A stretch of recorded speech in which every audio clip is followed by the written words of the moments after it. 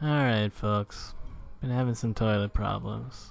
When I came back from the Christmas, my toilet tank was empty.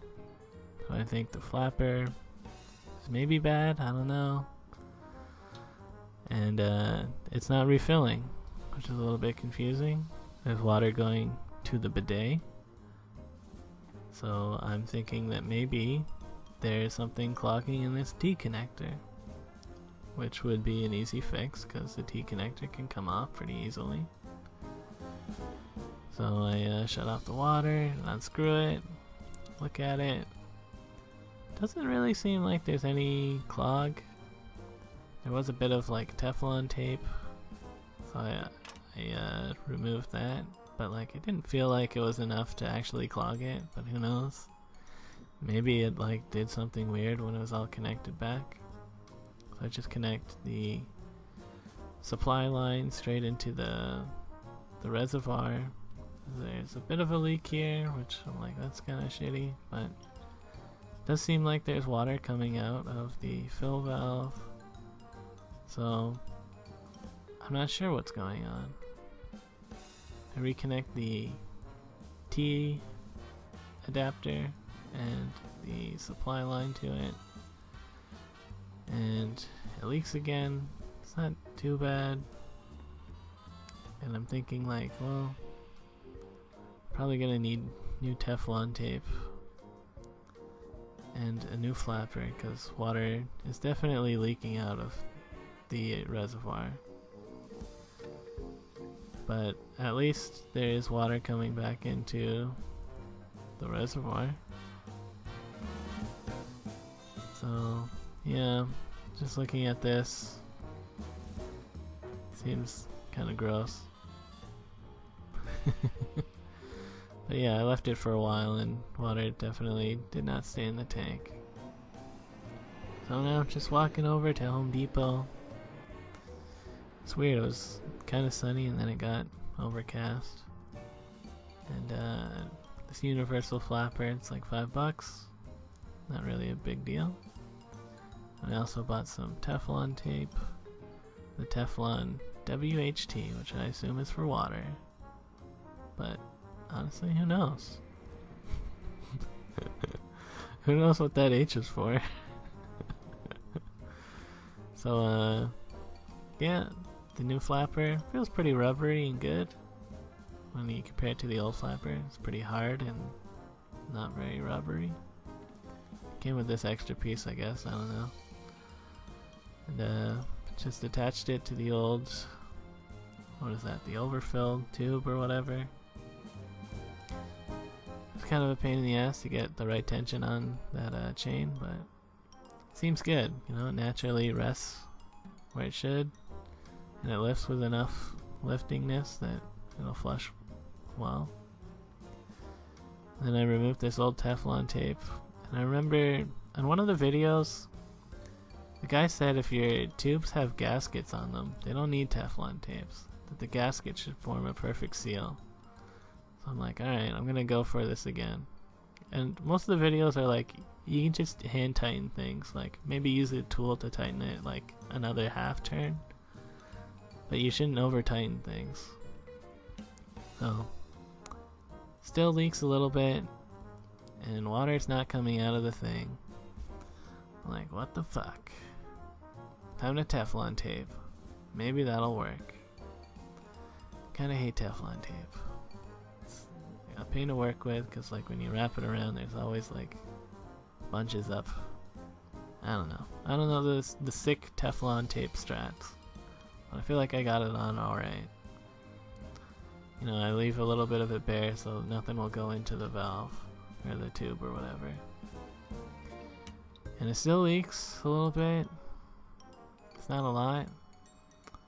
So I was thinking, well, I bought an extra O-ring and I put that in there as like maybe that'll be an extra seal. Except it was too big, so I actually cut it. And I was like, I don't know, maybe it'll work.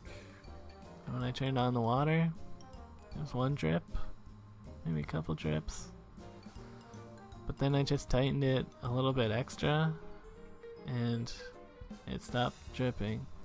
I was like, wow. Turns out that that new supply line just had a shitty gasket on it. It just needed an additional O-ring. And yeah, well, water's coming in. Everything seems like it's sealed up at least. And I filled up the tank a little bit with the with just like a pot of water, and I poured it in. I was like, well, we'll see how that goes, you know. Hopefully that'll hold the water. And I left it alone for an hour, edited a video, and it did hold water. Didn't seem like anything really leaked out too much. And gave it that first test flush. However, there's no water coming in. So, starting to think that there's a problem with the fill valve, because there's no leaks in the line. So then I turned off and on the water supply, and then water came through the fill valve again. I don't know, it just seems fucked up. Like, what is going on? So I looked up some videos about the fill valve thing, and it turns out it's actually pretty easy to remove. At least this brand. There's like this little ring that you lift up, and then you can lift up this whole upper part of it, and then there's like this bottom tube that has a bunch of like O-rings and seals and stuff that is like a one-way thing. And actually when I was removing it, I forgot to turn off the water, and I could feel like a strong water coming out of that tube. So I know that it's a clear line. It's whatever is, something's wrong with the fill valve. And I put it back on, and it's already coming out better, but that only lasted for a little bit. And it kind of goes back to how it was before. It slows down. I have no idea how to actually fix that thing. In every video that I look up, it's like, alright, how to fix your fill valve. Get a new fill valve, and then replace it with the new fill valve. So, going back to Home Hardware, looking for a new fill valve. They had a cheaper one for like $10 here, but it's a different brand. And that $20 one is the same one that I have in my house. So I bought that one. Mostly because, well, you'll see pretty soon. But in the videos that I saw about replacing the fill valves, they're like, if you buy the same one, or like at least this one specifically, you don't have to replace the bottom section as long as it's working well. And since I could feel the water coming out of it when I forgot to turn it off, I figured this would be an easy replacement. So this time I do remember to turn off the water. And then I removed the old one. Came off pretty easy the second time. And here it is compared to the new one. I adjusted the arm a little bit, because I don't know, I just thought that I would match it up to where the old one was. However, when I put it in, it I don't know, it didn't match up, and I just had to adjust it anyways. And yeah, I'm just gonna use the same what is that thing called? I don't know. This tube. I just use the same tube. And right away, you can see the difference that this is making, hopefully. Like, look at that strong stream. Damn, dude. This toilet's gonna fill in seconds instead of like 10 minutes like it took before. And it didn't even assist filling this one with a bucket. So yeah, make the final adjustments. Seems pretty full. Get a solid flush going. And then I release it, and oh baby, look at that stream. Nice, dude. I'm gonna call it probably fixed. So yeah, wanted to make some salmon, and I saw this trick online where you put some lemon slices underneath of it, and that makes it so the skin doesn't like stick to the pan and like all fall apart. Because honestly, most of the time that I make salmon, it all just falls apart, and I don't like that. And yeah, it's looking pretty good.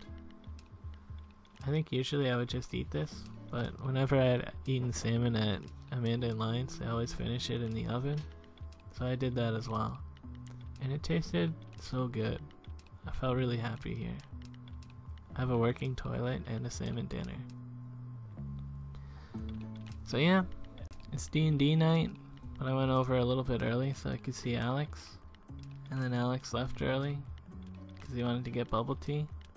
But he came back pretty quick, so here he is again. Drinking that bubble tea. And yeah, eventually Matt and Megan show up. You know, for the D&D. And yeah, played a section. We were in a cave. Alex left for a little bit. We fought ghouls. That was neat.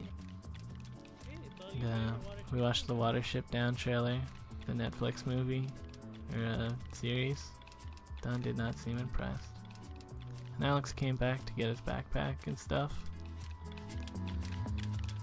Yeah, it's kind of late now. Well, it's like 11ish, but for a work day, that's late for some people. And I walked with Alex for a bit. Now I'm just heading home, you know? Time to kick it back in my crib. Looking at my toilet, everything seems good.